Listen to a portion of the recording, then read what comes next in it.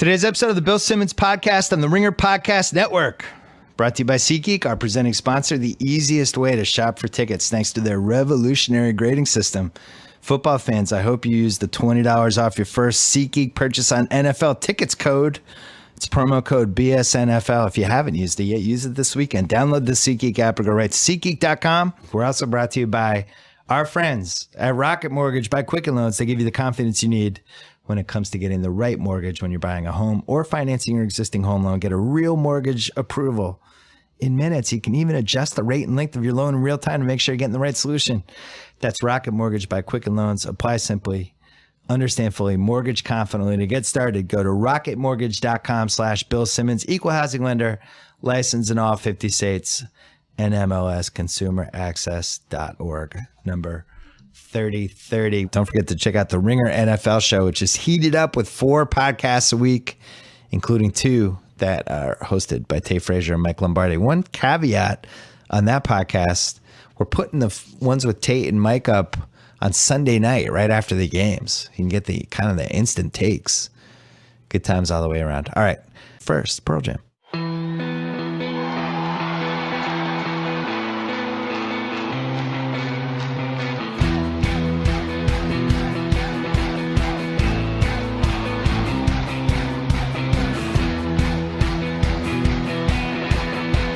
Andy Samberg for the first time on the BS podcast. It's happening. We've circled each other forever. We have. Mike sure says hi.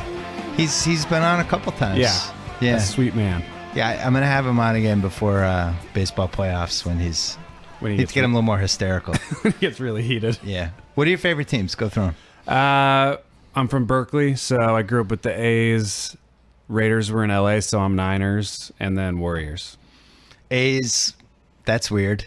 Well, they need a new stadium. There's always these weird stories that come out. They might go here, They might go there. Nobody's ever decided. The stadium situation is Al Davis's fault. Yeah.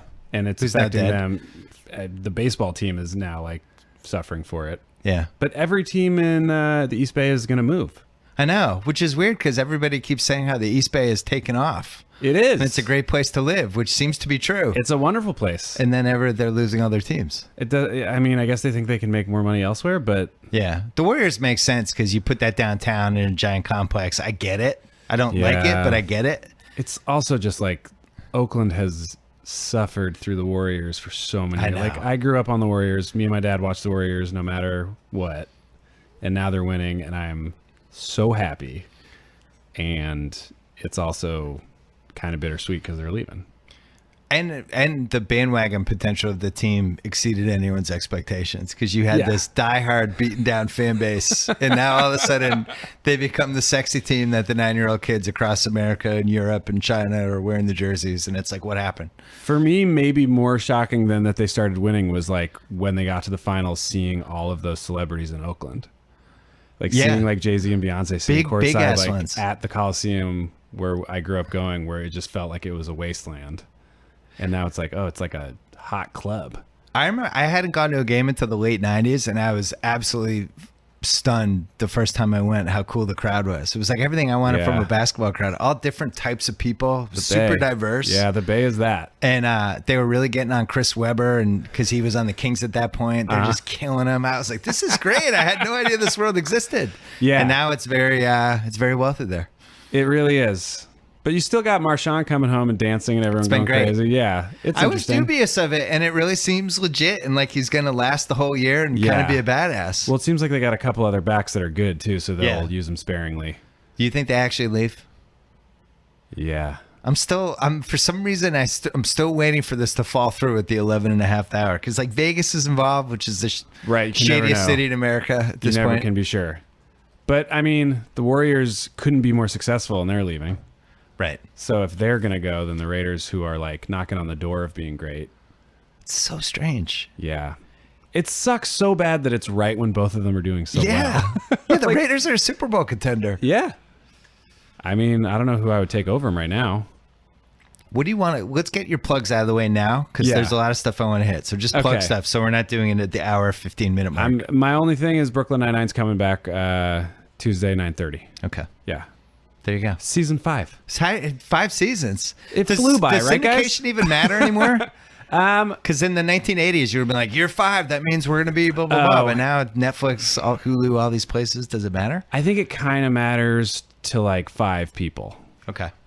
Are you one of the 5 people? I'm sort of one of the 5. Yeah, so that's good. I'm like the bottom rung of the 5. What's been the thing you've been most surprised by about doing a yearly half-hour sitcom for a network television television network, I should say? Probably how much I've enjoyed it, just like from a lifestyle perspective. I knew I would like it creatively because it was Schur and Dan Gore, who those guys are great. Yeah. It was the only way I was going to do a show like this was with people like that, where I was like, oh, if we could potentially be in the conversation with other shows like, The Office and Parks and Rec or 30 Rock, those types of things that are, people who came before me SNL wise did that I really respected and thought were funny. Because for me, I'll do anything if I think it's genuinely funny. So that's why I love doing Brooklyn. It's every day. It's just lots of jokes. And it's so comfortable. It's a really nice life to shoot a show. During the day. The writers write the stuff for you. Yeah. And you just show up and you get to say other people's jokes that they wrote, which is just delightful. I mean, I add stuff, but So you must have been like laughing your ass off in like the 10th episode.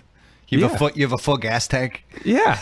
It was very comfortable. It's very the opposite of SNL schedule wise. Did you have it harder than most with SNL because of the time frame of shooting the videos with the guest hosts? It seems like you did. Yes. Thank you for asking, because I love complaining about this. Well, it's not a complaint as much as the reality of the situation. You had the guest host for how many days? Me and Akiva and Yorma, who are the other 2 dudes that made those with me on the island. That's us. It got to the point where we just did one every week. It was kind of just understood. And there were many weeks where we would say we don't have a good idea, and they would say do one anyway. Yeah. And then sometimes it worked out and they were good, and sometimes it was like the week that people were like, those guys suck. Right. And we'd be like, we know. We said we couldn't it's do not it. good anymore. But and the guest host every time was saying to you, or they're probably excited to be in one, right? Well, Lauren was just saying it. He was like, tell those guys to make one. And we'd be like, all right, we're going to like break down. Yeah. But I mean, to his credit, half the time we would come up with something that worked. Like, I think one of the ones we were so sure was a disaster and was going to tank was Shirani, the one with Rihanna. Really? We were like, we had a whole other idea, and then we switched it up at the last minute because we didn't think it was funny enough. And they were like, maybe this will work. And then the schedule got all screwy, and, we only had time to shoot like a fraction of what we wanted to shoot. And she had to leave because she had to get up early for the rehearsal. All these different things came flying at us. And we were like, well, this one's a fucking mess. We're done. It sucks. We ruined it. It sucks because we were all sleep deprived and like psychotic. Yeah. And then it went great. I think we have now, enough time has passed where you guys officially don't get enough credit for those videos and how impactful they were. Because I think in the moment when it was happening, you tapped into something and then people are like, oh, this is where it's headed. These guys are first, but now there's going to be more. And then you realize 11 years later that it's really hard to make these and make them consistently well and be creative with them.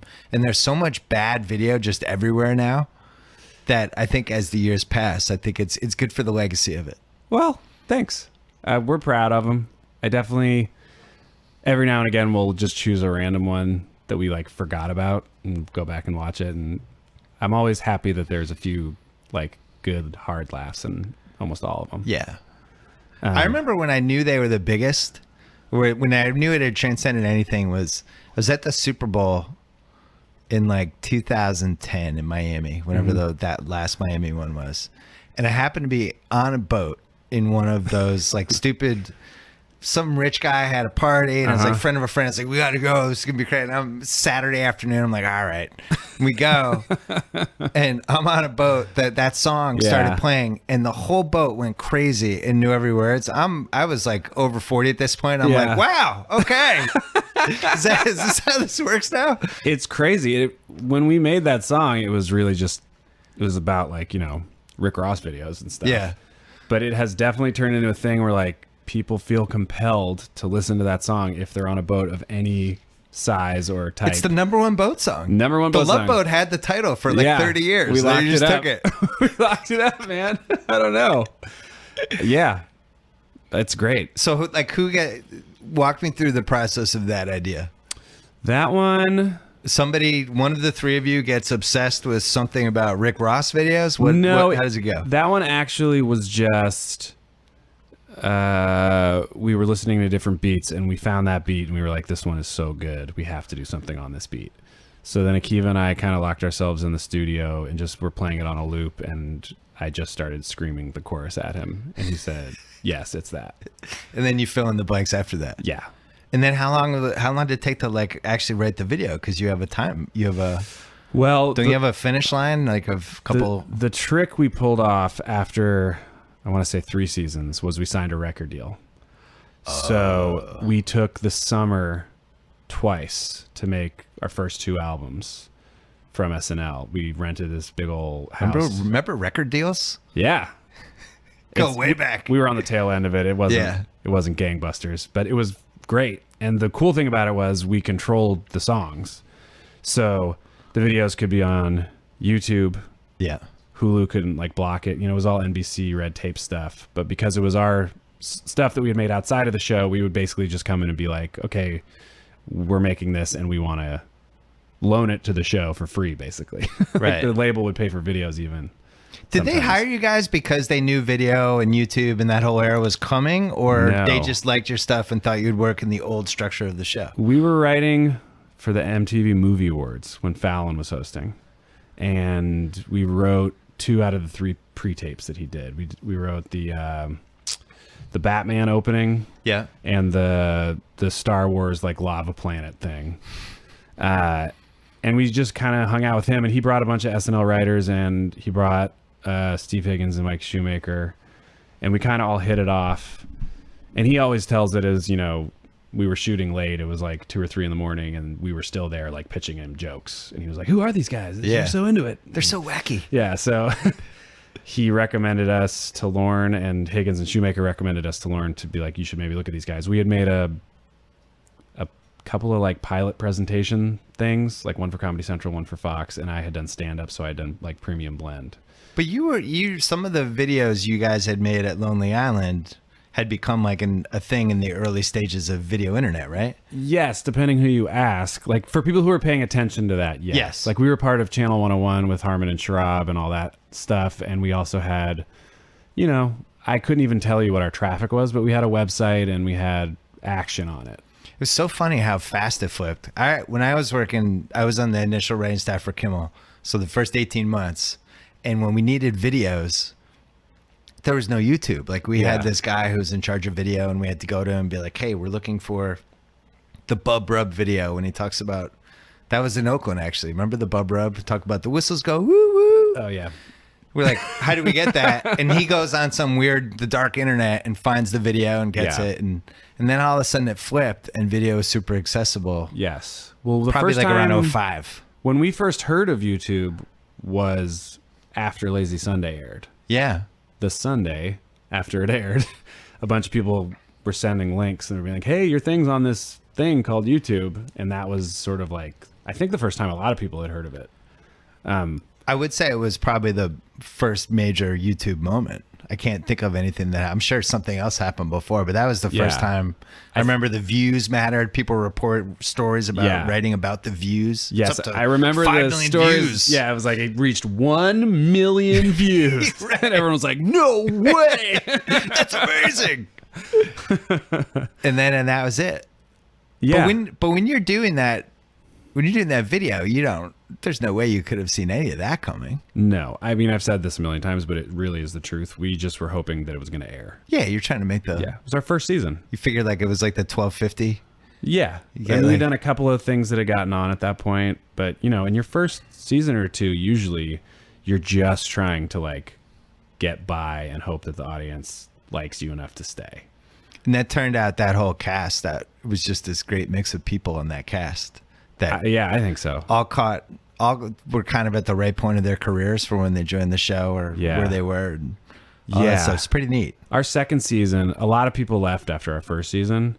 But then it was such a small group. It was something really special to me about those couple of seasons in a row where it was like our crew sort of me and Bill Sudeikis and Wig And then you still had, Daryl, Seth moved over to Update. The vets. Yeah. And there was like Amy, Maya, Keenan, Armisen, Forte. It was less than that 12. Have been it. Yeah. It was, I think it was 11. It's something like that and at every table read, you're just like, the table read's not too long. Everyone has a show every week. Everyone's involved in everything. There's, everyone's strengths. So no one's competing as much. Everyone sort of had their own lane. Not that it's not good when there's a lot of people, but it felt really pure. I've said this before on my pod where my theory on this was always that SNL is like a basketball team. Mm-hmm. And you have basically, it should be a 9-man, you have a 12 person lineup, 9-man rotation. You have your top 3. Yeah. You have your one guy who's setting picks, doesn't care about the glory, and you go all the way through. Yeah. And anytime the cast swells too far, that's usually when the season's rocky. So I did a podcast in Lauren's office 3 years ago, and I was all excited to spring the basketball thing at him. And I was like, I can't wait to throw this at him. So I laid it out. I do the whole thing, and he's like, I think it's more like a baseball team. And then just completely flipped it on me. And by the end of it, I was like, I'm an idiot. And that's why you're the best. You're Lorne Michaels. But he's good. But I was always pretty confident in that. I always like when it's a smaller cast. I like when more people are involved. Yeah. I just think because everyone's more invested, that's when stuff gets goofier and people have to kind of go outside of what maybe their comfort zone is. Right. You find new things more because you're not just being asked to do what you're good at. Yeah. Yeah. That said, there were periods of time where there's overlap of different generations that are just mind-blowing, where you have the Harvey Hartman, Jan Hooks, Oh, yeah. era, and then also Sandler, Farley, right, Rock, Spade, Mike Myers. All those people were there at the same time. It was 1990. It was two eras colliding. We're so many of those people are all-timers. One of those mid-2000 years was like that, where it was two, where you just laid out. Yeah, there was two eras that kind of bled over each other. There was Farrell, McKay, and Tina Jimmy stuff happening, where you're that's a lot of firepower too. What was your thought when you watched this last season where you had 2 people that weren't on the cast getting just a ton of attention and at-bats? I mean, these are strange days, is what it looked like to me. I don't know. I mean, if you have a cast that is now, I think, because the show got so much attention the last few years, the audience now knows them and is pulling for them. It takes a while, generally, for cast members to sort of get the audience on their side. Yeah. But, I mean, no one knew that Melissa coming in and doing Spicer was going to be something she did more than once, I think. That would be my assumption. They were like, oh, man, wouldn't it be so funny if Melissa did this? They knew with Baldwin. Yes, they announced it with Baldwin. Yeah. But I think... I don't know. I mean, it worked. Yeah. I'm sure there's someone in that cast that was like, I have a Trump. But... what are you going to say? When you worked there, it happened all the time. It never happened when I was there where somebody... Well, no, it did. I mean, Tina would come in and do Palin. And we were grateful for it because it got so much attention on the show and she was great at it. Yeah. Just like Alec was great at it. That was almost preordained. The way she had the wig and everything. It was just looked like her. Yeah, as Lauren tells it, the day after they announced her, 5 different people came up to him and said, Mr. Michaels, what a gift. Yeah. She looks just like Tina. Totally. And he had to do it. But I mean, I don't know. I think there are moments like that where that's why he's Lauren. He knows what to do. He's like, this moment calls for Alec doing this and that's the way it's going to go. And it worked. I mean, they just won a ton of Emmys. When did you feel like you weren't the new guy anymore? Probably my 3rd or 4th season. Something like that. I had an interesting space there. We like you said, we spent so much time doing pre-tapes that on the one hand, my position was kind of set early on, maybe earlier than a lot of people, where I knew what I was going to be doing and what they liked from me. Yeah. But on the other hand, I also really loved doing the live show. And I felt like in a lot of ways, I was held at arm's length from that more than I would want to be because I was doing so much pre-tape stuff. And then sort of by the last 2 or 3 years of my time there, I felt like I started cracking the live show more, started getting stuff on, like the Nick Cage on Update kind of stuff. You know what I mean? Where it was the goofiness of the shorts, but I was finding my way into like the confidence live to like pull it off performance wise. Where do you stand on when they bring the person who's being parodied in the sketch on to confront the person who's parodying them? Because I always feel like from that moment on, it loses like 30% of whatever because that's the danger. Flipped. I knew going in with Cage that if he was willing to do it, that I was willing to give up that 30% because I am obsessed with that dude. How can you not be? He's the greatest. He's like arguably the most compelling person ever. And he's so like, he had the exact reaction you want someone to have when you're doing like a quote unquote impression of them. He was like, no, I understand you're doing an insane character and calling it me. And I was like, yes, that's correct. You get it. That's the show. Yeah. Like you're the jumping off point for lunacy. It would be like if Will Ferrell ever did, Harry Carey with Harry Carey. Harry Carey doesn't actually, ask people if the moon was made of cheese, would you eat it? Right. But he's like a wild looking dude. That's why they had so much trouble with Obama, because they could never figure out how to do the ridiculous version of him.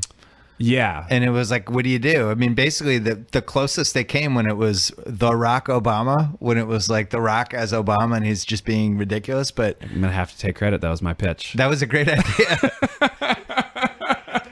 But that's always when it's the best, when it's the completely over the top version of. Yeah. I think that's the problem with Trump in some respects is how do you do Trump when the real Trump is a character? Well, it's tough to it. Yeah, I have trouble watching even when it's Alec doing it and it's funny. I still am just, it's like sad because he's so off the rails. We are going to take a quick break to talk about Gillette. Did you know the tip of a Gillette razor blade is measured on an atomic scale? Meaning their blade edges are thinner than a single brain cell? Oh yeah, it's true. That precision is the work of many brain cells, hundreds of members of Gillette's research and development team. They've spent over 4,700 years combined working to make your shave closer and more comfortable. That's longer than the Egyptian pyramids have been around. Apparently, I have no idea. While over 1,000 craftsmen and women in Boston, hey Boston, I like that city, are busy making your blades, another team is putting your blades through more than 60 extremely strict and precise quality checks. Fail just one of these tests, it doesn't leave the factory. In other words, the hardworking people at Gillette never stop working to make your blades better. And it's no coincidence that since they named the new stadium, Gillette Stadium, the Patriots have just been ripping off Super Bowl wins. Now, that includes the price tag, all this good stuff. You can get Gillette blades at their lowest prices in years. See for yourself at GilletteOnDemand.com. Once again, GilletteOnDemand.com. Gillette, the best a man can get. Pricing applies to select products and is at the sole discretion of the retailer. Can we go back to Nick Cage?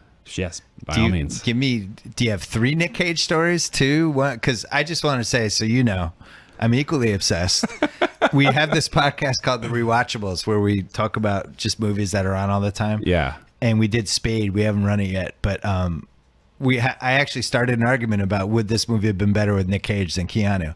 Young Nick Cage. We're talking like 93 Nick Cage. Okay. Everybody shouted me down. I always feel like they underestimate Nick Cage. What's 93 Nick Cage doing? 93 Nick Cage is like before he goes into Kiss of Death and puts on all the muscle. Pre or post Con Air, pre Face Off. Okay. It's before the wheels have come off. So you're saying like young Nick Cage, like leaving Las Vegas. Yeah, post Raising Arizona. He was like Raising Arizona, obviously one of the best movies ever made. When we thought he was an A-list actor before he became Face Off, Con Air, he went he went action. Yeah. I was like, it's if he's in Spade, it's a different movie. But anyway. Speed. Got it. If he's in Speed in the Keanu it's tough though. Keanu's got a similar thing going on in a very different way. Right. Nick Cage plays it big. Yeah. Keanu brings it back. But they both drag their words. It's true. They're both the kings of dragging their words. Keanu could have been in Face Off. They could have just face offed each other. I think Face Off should have just kept making back. It's not too dissimilar. Right. God. So best Nick Cage story. I mean, I didn't really have a ton. The moment that I loved was he came in, he was lovely. We went through the bit. He pitched a couple things that were even funny and told us a few things that he didn't get, so we lost them. And then we went out and we did it. The audience went nuts. They wheel us off Update and they took our mics and he just looked at me and he went, "Pleasure doing business with you." And then disappeared into the darkness of the studio. And I was like, I'm definitely never going to see him again. Ever. And I have not seen him since. Mark Wahlberg took it a little personally, though. He did, but he came on. Right. But it seemed like he was still pissed about it. I can't quite tell. He's always super nice to me when I see him at stuff. Yeah. Look, if you don't like an impression someone's doing of you, I can't fault it. If someone did an impression of me and I was like, fuck this person, I wouldn't be able to be like, it's fine if I hated it. So if he hates it, that's his right to hate it. I remember when I liked it, though. Dana Carvey went on and did a Dennis. It was a very good Wahlberg. Dana Carvey went on and did Dennis Miller, an update next to Dennis Miller. Yeah.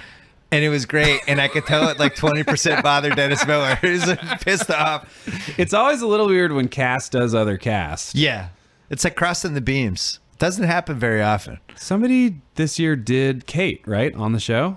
Oh, yeah. It was kind of strange.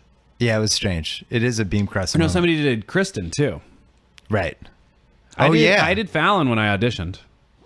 Did you really? But it was sanctioned because he had heard me doing temp of an animatic of the pre-tape we did at the movie awards. That's a lot of words, but they put together like, this is what it's going to look like. And they had me do the lines that he would say to show to him as like a presentation. Yeah. And so it was me being like, oh my God, Batman, we got to go, and all this stuff. And when the first time I met him, he was like, you the guy who's been doing me. And he like really liked it. So I did it in my audition for SNL, and I knew he had done Sandler in his audition. What out of the people, the sports, being a sports fan, you had some sports people coming through, either guest hosting or being on Update. What was the most exciting? Man, most exciting stuff happened in the 80s when I wasn't there, like Joe Montana and stuff. Yeah. That Joe Montana sketch where you're hearing his thoughts. He's like, they won't bother me. I'll be masturbating. It's hard to explain that to jokes. The Tate Tommy generation over there. When they did that sketch, it was like all anyone talked about for a week and a half. Well, it was also like, oh my God, they got him to say masturbate. And being from the Bay, and Joe Montana is probably the all-time Bay Area sports guy. And he's so mellow. And he just wasn't good as a studio analyst. And he's just too mellow, but he was so cool. The SNL thing was the great thing to hang your hat on. Yeah. For like, no, he has a personality. He did the masturbation sketch. Exactly. Yeah. I mean, Peyton was obviously great. LeBron, I thought, was really funny when he hosted. I feel like people don't really give him credit for it, but everyone was so surprised when he was good in Trainwreck. But I wasn't surprised because he was good on SNL. Yeah. If he does Space Jam 2. Is that going to happen? It's been rumored for every time I've ever talked about anybody with it, they're like, do you have a script? Like it doesn't seem like they have the idea for it. How hard can it be to write that script? I don't know. Tate, what did we say the idea was for it? We said the Warriors would be the Monstars, right? Yeah, the Warriors are the Monstars. Oh, I see. Like LeBron has to have NBA friends, You have to have the people that would want to team up with him, and he's burned a lot of bridges, so. Okay. It could be a parable of what's actually happening in the NBA where LeBron needs to get other people to beat the Monstars. Oh, okay. But now you have to get Durant and Curry in it. Yeah. They have competing shoe contracts. Like, it's too hard. Why is Durant slagging off Under Armour? I know. Was he joking? I know that was on my podcast. I didn't know what to do. I'm reading that being like, don't mess it up. Yeah. Just say nice things. And then everyone else in the NBA is saying, this is great. You can't let him get away with that, Steph. They're like sending what's do with your boy? Steph's unflappable. He really is. Steph is so focused, dude. I think he's not going to screw it up. I think he's going to be a PGA golfer after he plays. Yeah. I think he just leaves the court and goes right in and golf. I just watched him take like a penalty kick at Chelsea in England and like nailed it. He's got to have like a pulse of 60. Yeah. Yeah. Like he's one of those, he could have hosted SNL. I don't know how good he would have been, but he wouldn't have been nervous. He would have been fine. Yeah, he would have been fine.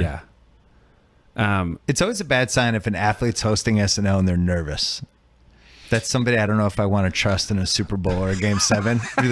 You're nervous at 30 Rock? The key for them is to, just lean into the fact that no one's expecting them to do well. When you did the tennis one, which was fantastic for HBO. Thank you. I made the mistake of showing it to my son. How old? Too young. He's maybe 8. Oh, that's too young. Yeah. There's so much dick. Well, I covered his eyes for a couple of dick shots, but we have a 3-way on the court. Well, that's the part I covered his eyes for. Yeah. But it's his kind of humor. His sense of humor is very advanced. But did any tennis people get upset about that? I heard that Agassi didn't like it. Oh. And I can't confirm that. I just heard it. Interesting. I really hope it's not the case because I love that dude. And I grew up loving watching him. And he was like one of my heroes. And we definitely like poached some stuff from his biography, like, but right. and then made it way crazier. But that's. Oh, you think that hurt his feelings? I hope not. Again, I can't confirm that he even didn't like it. Maybe he'd be like, "What? That's bullshit. I loved it." Do you know him and Steffi Graf had a kid that's this top baseball player that's already committed to college, and that's the most it's like unsurprising thing I've ever heard. Would you pick baseball though? Yeah, it made sense when I thought about it. I would have said tennis, then hockey, then baseball would have been my third choice. Probably great at tennis though, and it's just like, nah, I don't want to do what my parents do. Yeah, he's like, screw you guys. What a cool couple. Yeah, God, one of the best. That's why I was talking with somebody on this pod like 2 weeks ago because Josie Altidore and Sloane Stephens are dating. And I was so happy to see that. Anytime two athletes are together, I always go to what their kids would be and what their sport would be. Yeah. And with that one, it's like, man, that could be a great athlete. It would be her that hand-eye and his athleticism. Is that Brazilian sport where it's like soccer where you kick it over the net? What's that sport? You know what I'm talking about? It's soccer, you kick it over the net? It's a soccer ball. It's like beach volleyball with a soccer ball and use your feet. Oh. But it's kind of like tennis and soccer smushed together. I don't know if that's enough income for their child. Well, just wait. I'm excited for the Agassi Graf. I want to, it's called football. Is that what it's called? Yeah. This is crazy. You're married, right? Yeah. Do you have kids yet? Just had my first. How's that been going? It's great. I'm sleepy. How old? Almost 5 months. Now that you've had a kid, is it crazy to you that anyone who worked for SNL had a child during that experience? Yes. It makes no sense, right? Yeah, I talked to Bill about it. I think he had more than one while we were there, and he just started leaving earlier and earlier. He like the show would end and he'd walk off the stage during good nights and just go straight into his car and go no home. Party. And I remember at the time being like, man, I can't believe Bill's not hanging. Right. Where is he? And now I'm like, yeah. He's like, yeah, man. You see what I was talking about? I was like, yeah, I go straight home. The Tour de France parody. Tour de France, sorry. We went back and forth a lot. Sorry, cycling people. We got a lot of different reads from people. That you just did. Was there any fallout from that or no? I don't think so. People are okay with Lance now, it seems like. Some people were pissed and some people weren't. But for us, it was like, we just loved that bit so much. It made us laugh so hard in the script. So we asked him and he was like, yeah, fuck it. And he was super, super charming and nice. Who's the guy? They have one scene and they get super horny in it and they start trying to. I'm blanking on the actor. Is it Forte? Yes. Gets hit with the amphetamines. And he starts asking the French news reporter that murdered me. Fucking with the baton. With his own baton. That murdered me. That was I'm sure you get a lot of different favorite parts, but I'm very happy to hear it. Those things are so much fun to make. Well, it's like you basically said, oh, this is on HBO. All right, there's no lines whatsoever. And also there's just a built-in format for it because of 30 for 30 and HBO sports docs and everything. It's such a shorthand for so many people now. And we felt like we love sports and we love comedy and it was just a no-brainer. So how long does it take to do that from start to finish? It takes a really long time, but not because it has to. It's because me and my buddy Murray Miller, who are the EPs of it, have so much other stuff to work on. So you kind of float back and forth on it? Yeah. But I think we're going to do another one. We're going to try and just keep doing them because they're so I just fun. assumed you would. What, has it been a year apart or 18 months apart? Probably the latter. Yeah. Yeah. It's tough. I'm shooting Brooklyn Nine-Nine, so we do those in the summer. On my break, we'll shoot one of those and then edit it sort of throughout the year. And your wife's like, really? You're doing another one? No, she likes it. Oh, good. Yeah. That's good. Really? You're working all summer? No, it's not that many days of shooting because there's no budget. So you have ideas for the next one? Yeah, but I'm not gonna say it. Oh, well, I didn't expect you to. I'm just excited you have ideas. Plenty of ideas. What would you want to see though? Top of your mind, what sport? Keeping in mind that budget is a pretty strict thing. I mean, the easiest one to do next would be golf. Golf's a good idea. The problem with golf, just from a budget standpoint, you just need any golf course. The bar for golf is two of the best comedies of all time. Right. So it's kind of like Wait, what's the second one? Happy Gilmore. I was worried you were going to say Caddyshack 2 for a second. I blanked. Caddyshack. Jackie Mason, underrated. Don't have it. You remember that? Tom, does your generation care about Caddyshack? Yeah. Do you know what I'm talking about? Aykroyd in the food truck? Yeah. Yeah. Don't have it.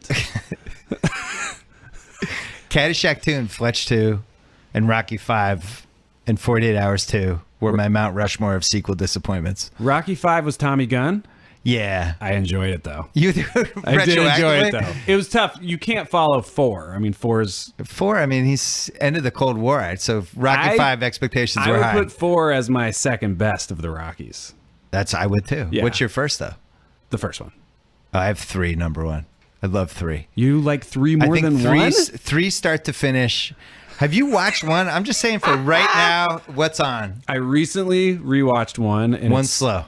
But it's so good. It's like the first Alien. It's great. It's slow, but it's just it's a fucking masterpiece. It's very slow, and it's a different genre. 40 years later, it's Rocky 1 is a different genre. He's possibly arrested for when he seduces Adrian. It's like a romantic drama. It's a romantic drama with and the other one kind of goes, he gets a little physical with her there. Well, yeah, they need to CGI some of that, I think. Some of the door. Have you rewatched Blade Runner recently? There's some really tough rewatches out there, just in general. It was crazy for me to realize, because Blade Runner, all growing up, is one of my favorite movies. Just visually, it's still one of the most innovative things ever. Nervous about the sequel, but it does look pretty badass. It does look pretty, the great trailer. Yeah. My favorite movie ever is 48 Hours, which has not aged well. It's just Jack Cates is flat out racist now. Nick Nolte's character. Yeah. He's just an unredeeming racist. There's so many things though where you didn't know.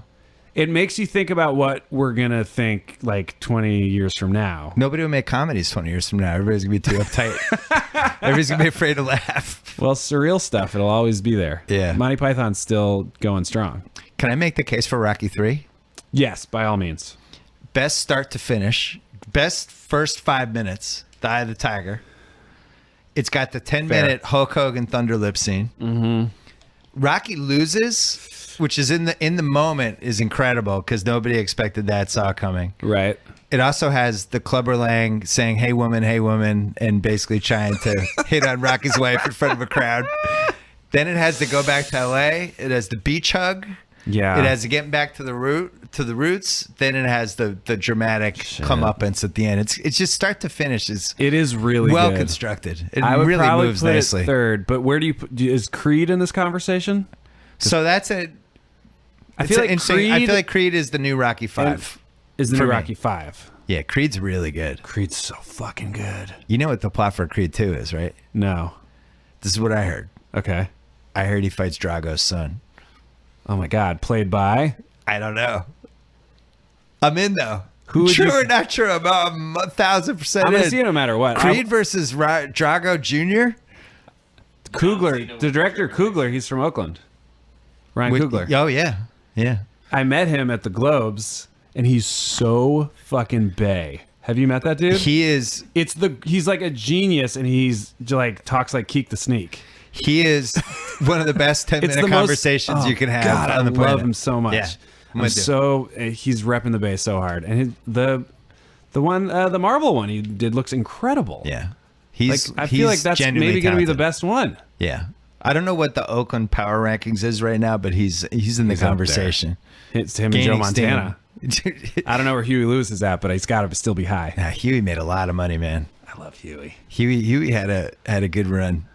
So golf though, Caddyshack, Happy Gilmore, and some other hasn't been anything funny with golf in 20 years. Yeah.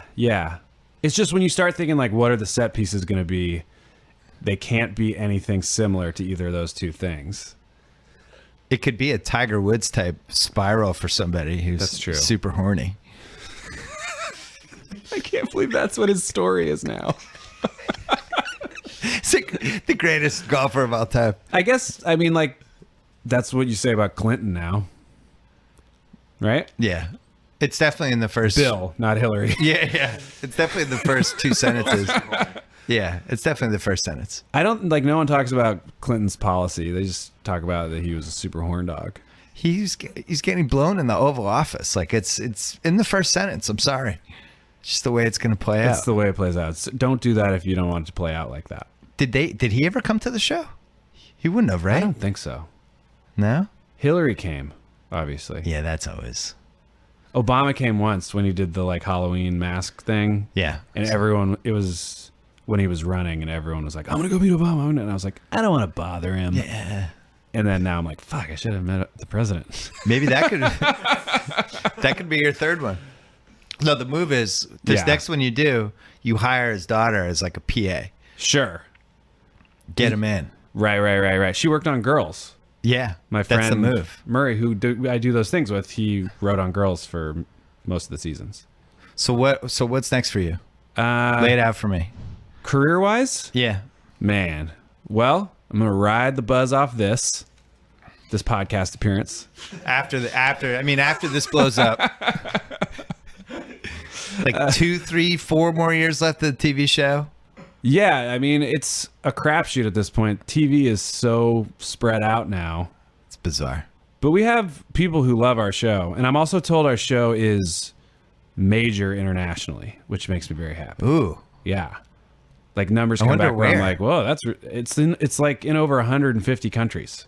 Wow. Like Brooklyn Nine-Nine travels for whatever reason. Were you excited that Andre Braugher got a shout out last night? So excited, especially because he didn't get nominated this year. Yeah.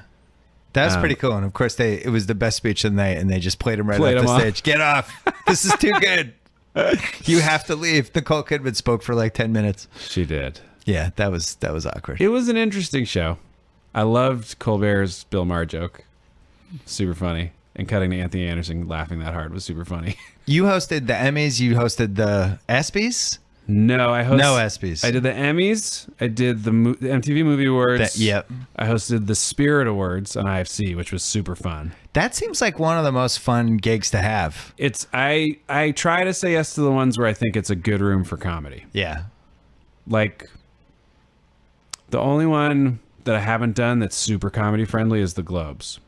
Right. Which I would obviously love to do. I remember they made a couple runs of you for the ESPYs, and you smartly said no. I have presented at multiple ESPYs. Yes. And I don't find that it's a good room for comedy. I would agree with you. Seth, my buddy Seth Meyers, did a great job. He did, and then he made the mistake of coming back, which he regretted. Did he regret it? I think he does. Oh, got it. Well, he did it once, then you come back, and it's killed basically... it that first time. That monologue was all time. He absolutely killed it. Yeah. He threads the needle, though. Seth can adapt to any scenario. He's really, really good. You can't be surprised by the fact that his show now has a real foothold. No. I knew as soon as he sat behind the desk, I was like, yes, here it is. He was going to find it. He works too hard. Yeah. And he's adaptable. Like I said, like Seth is a survivor and a grinder. Right. And he's talented. So he's going to work forever. I always appreciate how he uses his staff. Mm-hmm. He uses them in a way that it makes them better. Yep. It helps whatever he's doing, and it's just, you could feel like a community sense, you know? He loves playing off people. Yes. He's very comfortable being the sort of the voice of reason guy in the sketch. That was Jimmy's issue until he just by reps learned how to exist on his own. He was so used to playing off other people. Yeah. He's always at his best when there's people around him. Are you talking about Kimmel or Fallon? Yeah, Kimmel. Kimmel, yeah. Kimmel. Sorry, I should have identified the Jimmy. But yeah, it took him, he basically taught himself how to stand out on the stage. Yeah. And put his hands in his pockets and deliver monologues. He's so fucking good now. I know. It's incredible how good he is now. Like him doing the Emmys and the Oscars back to back should have been a death sentence. Yeah. You're so ready to be like, I just saw this dude. Yeah. And he just killed it. Both of them. He also... he was an eyewitness to the greatest awards disaster of all time. Yeah. He's right there. He's like Zapruder. He's holding the camera. Zapruder. I had him out in this podcast like 3 days later, and you go from doing the Oscars to he's all of a sudden hosting a show because it wasn't sweeps, but it was. Oh yeah. He's hosting just in the middle. He's doing his show show after, and he hadn't really ascended above everything and looked at it big picture. And when so we went to his office, we did a pod. I was like, you realize that's like easily the most famous moment of your career, and it's in the first sentence of your obituary. He's like, no, it wasn't that big, was it? I was like, yeah, it is. It was so crazy. It's going to be mentioned forever. And it'll be in every Oscars clip reel for the rest of the Oscars. And when we have the Oscars, anytime an envelope comes out, we're like, is this the right one? Everyone's going to be like, oh boy, here we go. We are going to take a quick break to talk about DraftKings. 1 Week Fantasy Football. They're hosting a $100,000 contest. Totally free to enter. Lots of ways to play. You can choose between public contests with big cash prizes, private contests where you can compete against a group of friends, or my personal favorite, single entry contests. Each person can only enter one lineup. They have beginner and casual contests where you'll play against people of similar skill level as well. The best part about DraftKings, draft a new team each week without any commitment. Go to DraftKings.com right now or go to their app, the DraftKings app. Use promo code Simmons to play in DraftKings free. That's promo code Simmons. Eligibility restrictions apply. See DraftKings.com for details. We're also brought to you by Hotel Tonight. The weather changes, your mood changes. Why lock yourself into plans that might change? With Hotel Tonight, you'll get incredible deals on awesome hotels even at the last minute. Booking on Hotel Tonight gives you the freedom and flexibility to play things by ear. It's my kind of thing. I love playing things by ear. Knowing you'll score a great price and a great place to stay. Download the Hotel Tonight app to find seriously amazing deals right now. What was the funniest thing that happened when you did the Emmys? Or the most memorable thing? For me, it was meeting Mel Brooks afterwards. Ooh. He came to my party. I've told this story a lot, but that's we just can the skip truth. over it. Yeah. It was incredible. He was super nice to me. I'll tell it anyway for anyone who hasn't heard it because it's such a good. I'm always for running it back. Yeah. I met him. He said, "You were great tonight." And I was like, "Oh, thank you." He goes, "You were great because some of the jokes were great, but some of the jokes were shit. But you told the jokes that were shit like they were great." And I was like, "Oh, well, thank you very much. That's amazing." And so I sat with him and talked for a while and told him about how, like, you know, he's my hero and my inspiration and all that stuff. And then I saw across the room, I saw John Mulaney and Nick Kroll, who are my buds. And I was like, they definitely want to meet Mel Brooks. So I like flagged them to come over. And they walked over. I was like, "Mel, these are my good friends. They're in comedy too." And he's like, yes, of course. Nice to meet you. Nice to meet you. And he goes, "Wasn't he great tonight?" And they're like, yeah. And he goes, "Some of the jokes he told were great, but some of them were shit. He just told the exact same joke again." And they all laughed. And I was like, this son of a bitch is such a pro. Oh, that's good. He's never going to turn it off. He always knows exactly where his laugh is. He's probably at least 90, right? When you met him? I think he's like 92. Oh, my God. It's incredible. He's still so funny. Where do you stand on History of the World Part 1? I love it. I feel like that was the first Mel Brooks movie I saw. I think it might have been mine too. Yeah. But I think I saw Blazing Saddles. I'm older than you. I think I saw that in the theater. But there was a stretch of comedies from, like, I'm going to say Animal House through like the Fletch era, and then comedy shifted. But I feel like that was the lost one. History of the World. Yeah, because that had a nice long cable run. It was super rewatchable, and it had like really, really funny parts to it. And now it's just gone. It's really you never even see it on TV anymore. Yeah, or maybe the rights are gone. I don't know. The cool thing about it too is that it looks incredible. Yeah, it's like super wide screened out, and they shot like huge setups all over these. Like they were doing their comedy version of those old school epics. Yeah, it's really pulling it off. It was a really funny, ambitious idea. And they actually, do you feel like it? Probably Monty Python Meaning of Life gets more play than History of the World, right? But they have no question. But they have a similar space they occupy. Monty Python's like Star Trek. It's just gonna go on and on. Yeah, it's just a new generation comes in. Yeah. Hot Rod. Talk to me. My son was, first of all, I liked it. And I think it's going to have a rewatchable, it's going to have a second act on cable. Yeah. My son was a massive fan. That's awesome. So if you're worried about the 8 to 9 to 10-year-old demo. Still got it locked. Oh my God. It's just, it's what he wants. I mean, that his generation is just like, let's go on YouTube and find somebody who gets hit in the balls, you know? So like an entire movie around somebody who's trying to be Evel Knievel is, but it's just in his wheelhouse. That's awesome. We've had a Hot Rod 2 could happen. I'm not ruling it out. Yeah, maybe like on Netflix. Netflix is like, what's your dream project? I mean, Wet Hot did it. Yeah. And it's good. Yeah. I just watched the second season of that. And I'm like, I still fucking love this.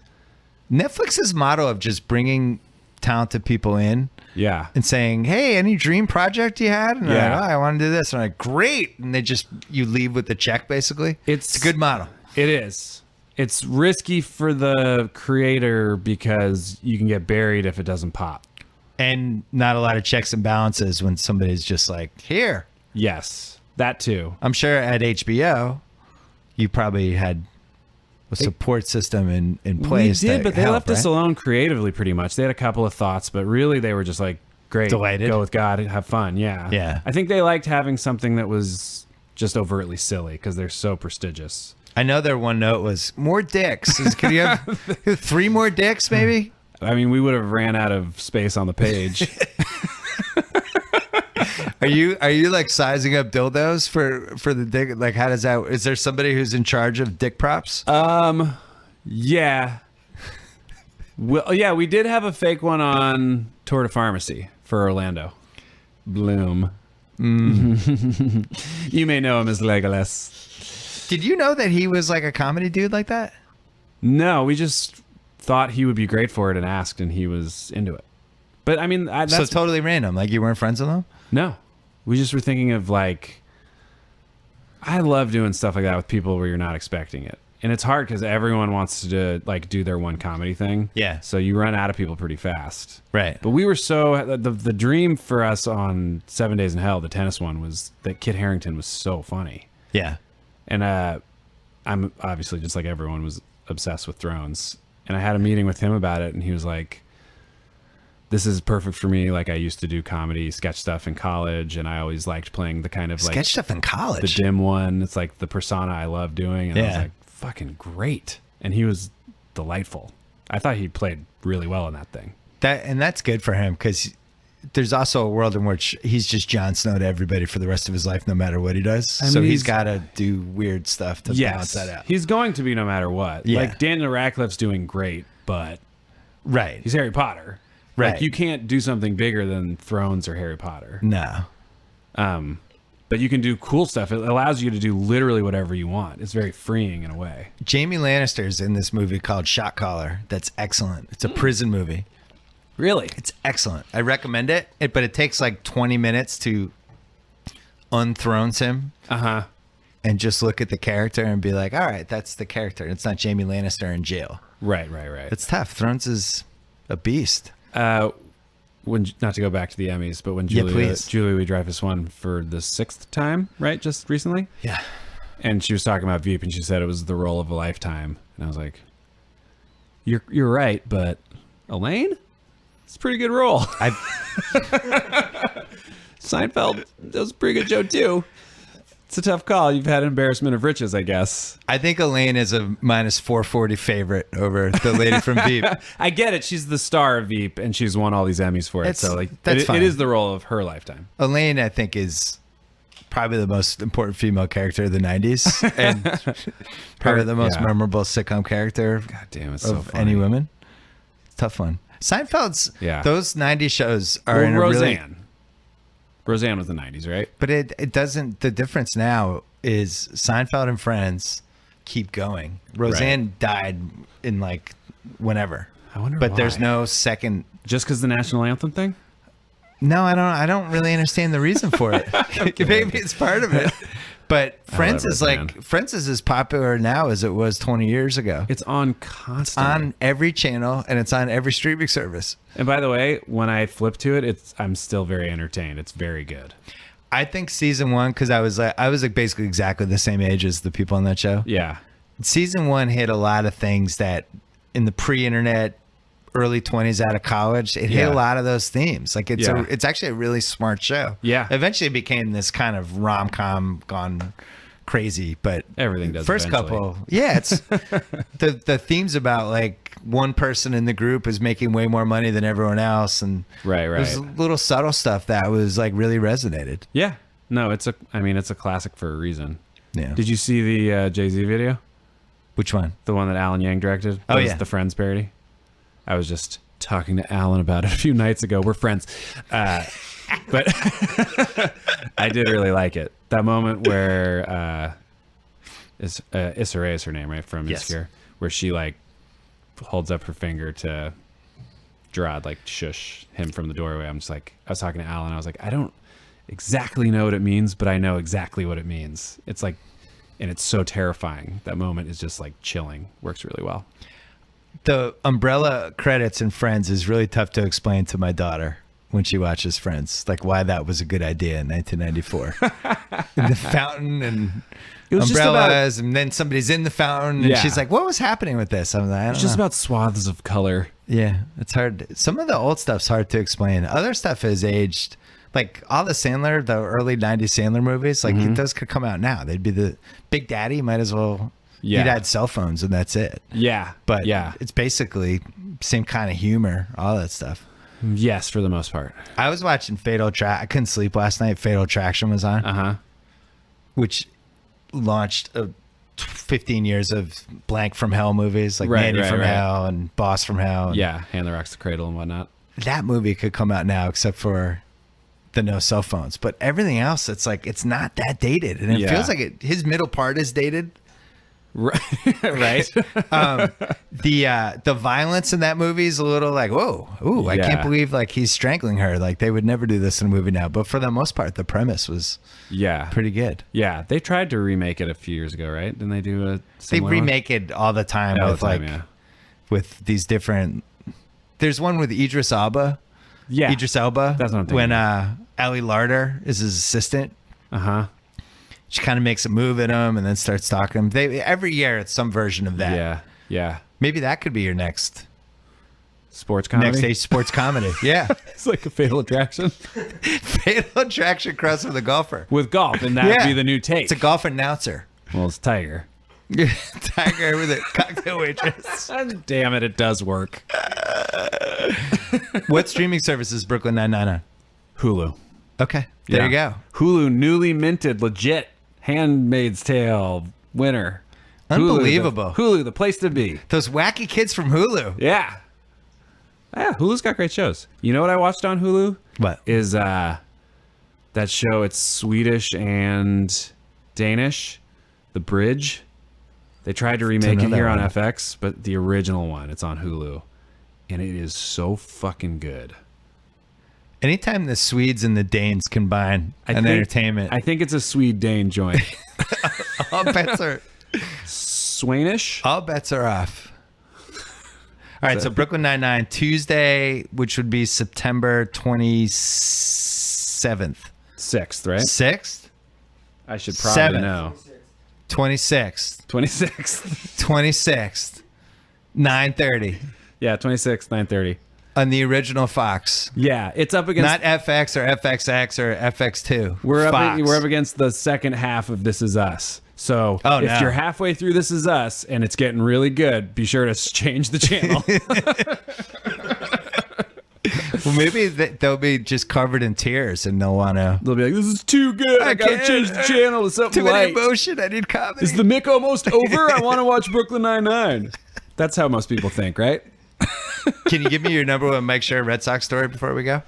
I don't have that many Red Sox stories. Is he like on the set, like watching his iPhone with the MLB package? He's going, almost never at our show anymore because he's running the Good Place. Okay. But as you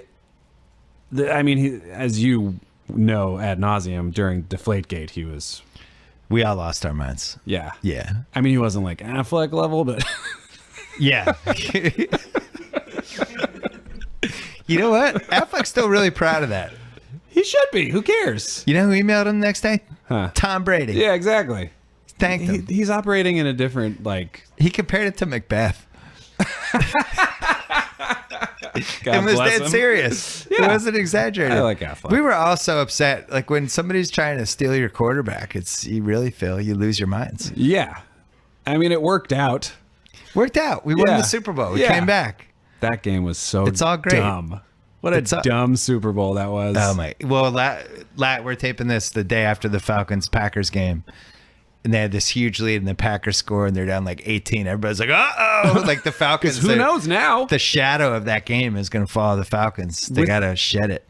I feel like since the Red Sox pulled off the 3-0 comeback, every single finals or end game of sports is like completely up for grabs at all times. Yeah, when I was growing up, and then you're generation after me, I think. But our generations, it was like the game's usually over. Yeah. The 86 World Series was a complete anomaly when the Mets That down was the two first strikes. series I ever watched. Yeah. With my dad. It was incredible. Nobody could, but now that seems like even last year, the Cubs, Indians, they tie it, and then there's a rain delay. It was like you insane. couldn't make up.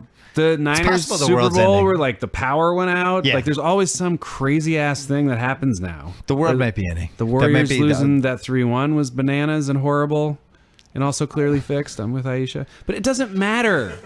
It the Adam doesn't Silver matter. call you talking about? Yeah. The Draymond suspension? The Draymond suspension. And then, of course, LeBron and Kyrie took it, so you can't fault them. Pretty But shady. Silver, if people didn't like him so much, if Goodell did that, that would be people would have to be losing their minds It about was that pretty one. infuriating. Everyone who's mad about KD going to the Warriors, they should be mad that they suspended Draymond because that's why they did. Right. They were like, okay, so even with this team, there's still a chance we can lose to LeBron and the league. You would have won in 5 because the game before was the game the Cavs needed, and Yes. they kind of ripped their hearts out, Yes. and it seemed like it was over. And then Steph, the game 6 got ejected, right? That was what happened. Like all those ticky-tack fouls yeah. after they were mugging him constantly on every screen. The other thing is LeBron would just be stuck in Cleveland until he brought them a title. He wouldn't be able to go to the Lakers and start the next phase of his life. So who did Like year 22, he's just. It's going to be so embarrassing if he does go to the Lakers now because it's everyone's saying it's going to happen. Like, I feel like he should switch it up and just go somewhere totally else.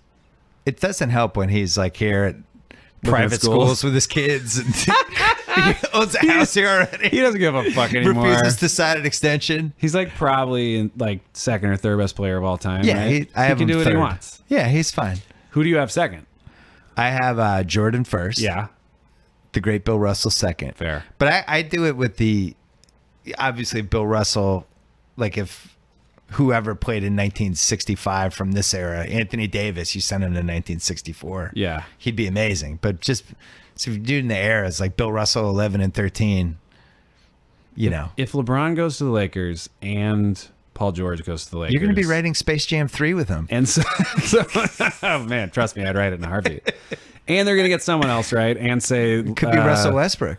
That's what I'm saying. Like That's if that the team big forms, stupid rumor people keep hearing, but nobody will confirm is. But is those everyone three. going to be mad at LeBron the way they're mad at KD? Or no, because they didn't play them the year before? That's the difference. I think Kyrie getting out of Dodge a year early was a pretty big sign that this is where it's heading. Not to mention the Lakers tampering with Paul George and all the other stuff. Yeah. I don't think people. I was talking to my dad about this. Like when Johnny Damon went to the Yankees in 2005, people in Boston were just like, what about loyalty? Yeah. And it was that era. And then the decision with LeBron changed it. Yeah. And now it's now after KD and everything, I think fans get it now that it's just a business. I loved that Isaiah letter he wrote. It was great. It was really cool. It was the complete opposite of the Gordon Hayward letter. I have 3 letters prepared depending on which team I'm on. It's like, this is bad. You got to fire everyone around you if that's your plan. I love thinking about Gordon Hayward asking people to like screen read his letter. He'd be like, I feel like you don't need to hit Salt Lake so hard on being boring. Like, just lose that stuff. Just say thanks. Like, Don't call it small. It is super boring though. Yeah. Don't call it small. Take that out. It's funny though, like if celebrities had their version of the Players Tribune, like if you're leaving SNL and you write a letter to the SNL fans, I mean, it's time for me to move on. Yeah, I mean, you get asked that immediately when you do every interview, so it is kind of like you have to address it like an athlete. Yeah. But you're right, SNL is like a sports franchise. I always is. said it's like America's comedy sports franchise, and like the show is like, if you ever went to summer camp, it's like campfire for the week, right, for the whole country. It's been in my life since I can remember, since I was 6 for the first season. Yeah, I was the 8 first show was when I started watching. Oh, so we're closer in age than I thought. Well, I was 8 when I started watching. Yeah, I was born in '99. Just kidding. The famous Carlton Fiskhomer. Waving the ball fair. Yeah. Immortalized in Good Will Hunting 20 years later. Yeah. Same night as the first SNL. Is that right? Yeah. That's a nice factoid. That's a great night. It's a great night of television right there. Plus, they only had like 6 channels back then. But yeah, so I've been with it all the way through, and it is like athletes. And part of how it's like athletes is you can always tell when the cast members probably ready to go. Yeah. That last year, like I could tell with you, I was like, Andy's not staying. You could tell. I could tell a little bit. No, it's just you can tell. Yeah. Projects are messing around. Yeah, it gets harder. It got trickier for me also because Akiva and Yorma both had sort of left. And they came back and helped me and did like a few a year of the digital shorts. But the way that we were able to maintain the level of quality we did was a combination of the three of us always sort of being there together and then making the albums. So we had sort of backup songs ready to go. Now, so you don't do anything with those guys anymore? No, we just put out Popstar. Oh, yeah, 2 years ago. Yeah, we made that All movie three together. of you were in that? Yeah, we wrote it, produced it. That was another movie I shouldn't have let my son watch. Yeah, there's some weenie in that. A lot of weenies in your stuff, man. It's so funny. Little dinky weenies bopping around. It's funny. I was like, did you see the first one of The Deuce? Yeah, I saw the second episode of The Deuce last night. The pilot of The Deuce, HBO's like, yeah, you can put 2 dicks in it. Simon's like, I need 3. There's hard dick in it, and I thought that wasn't allowed. Listen, I don't know what's allowed anymore. Issa Rae took a cum shot in the eye in the third to last Insecure. Seriously? Yeah, right in the eye. I gotta watch and then that. she went into Uber pool with her like right eye like half closed. That's so funny. Yeah, HBO. I don't know how many boundaries are left. Yeah, I kind of got the feeling in The Deuce, and I could find this out, so I should. That the time they like showed a girl blowing a guy in a telephone booth, and I was like, and it was a hard wang. Yeah, and I was like, that looks fake though. Looks like a fake wang. I don't think you can show a real hard dick on TV. That's my guess. Who was the guy who did that? Vincent Gallo. He made that movie Close 70. Brown Bunny. That was a hard one, but they would never show that on any of the cable channels. I never watched it. I never saw it either. Yeah, it wasn't a good selling point. Say, hey, you could see Vincent Gallo's crank. Honestly, I felt like, I mean, obviously everyone made their own decisions, but I was like, I don't want to watch that. I was more disturbed that he was a Bills fan too. Was the other part of it. In that right. Movie. Yeah. Well, that was a different movie. So, I think he's just a Bills fan in every movie. Oh, is he in Brown Bunny too? I don't know. I'm guessing. I didn't see it. As mentioned, I did not partake. All right, we should wrap this up. All right, Andy Sandberg, that was awesome. Yeah, thanks for having me. Good luck with the title defense with the Warriors. I'm not going to wish you as much luck with the Raiders because I think our teams are going to cross paths. They're going to cross paths. That's fair. It's going to happen. I'm more a Niners fan. Maybe anyway. round 3. I'm a Niners fan. I can't act like I'm a Raiders fan now that they're back in Oakland. I mean, I'm pulling for them because I'm from Berkeley and Oakland, but they were in LA when I was growing Are you a sports up. bigamist? I root for 2 for football teams. I root for the Giants when they're doing well, but they're not my number 1 team. I'm an A's fan. Okay. But I'll root for them over any other team. For Bay Area. For Bay Area-ness. And also, Okay. like, I've attended a ton of Giants games. Yeah. Like, growing up, I had friends that were Giants fans, and we'd go to Candlestick, and I loved that experience. Kate, is that sports bigamy? I need sports bigamy, really. In one area. Okay. Right? I'm not trying to act like I root for both equally. It's A's, Niners, Okay. and Warriors. Okay. I would A's, never Niners, Warriors. I don't like wear Raiders hats. I didn't have a Raiders starter jacket in junior high. It was because of the Joe Montana masturbating sketch. That's what did it. And they were Niners. so fucking good. The Niners were so good to me when I was young. I'll stick with them forever. When I was in college, I specifically told other people around me, if any other quarterback comes along, just punch me in the face if I say they were better than Joe Montana. Nobody can be better than this. This is it. We've peaked with Joe Montana. And now I'm like, Tom Brady, best quarterback ever. I think he's the best ever just based on how much he's won. Brady's got he's They're played similar 8 extra though. years. Very similar. Very similar stories, similar vibe. He's Joe Montana with better technology. Yeah. Joe Montana didn't have any of the stuff that Brady's, the avocado ice cream, all the shit he's doing. Like Montana didn't have that. They're both like brilliant minds and also had incredible coaches that were geniuses. And Brady was a Montana student. That was his dude. Yeah, exactly. Loved him. Modeled his career. All right, Andy Sandberg, thank you. This was fun. Thank you. Yeah, same. Thanks to Gillette. I mentioned this earlier. A Gillette razor blade is thinner than brain cell. That's a product of many brain cells at work, namely the thousands of men and women at Gillette, always working harder to make your shave better. And now you can get Gillette blades for less at GilletteOnDemand.com. Gillette, the best a man can get. Pricing applies to select products and is at the sole discretion of the retailer. Thanks to DraftKings, they are celebrating the return of football. They're hosting a $100,000 contest Totally free to enter. Do me a favor. Use code Simmons and play for free. Only at DraftKings.com. Eligibility restrictions apply. See DraftKings.com for details. Enjoy the weekend, everybody.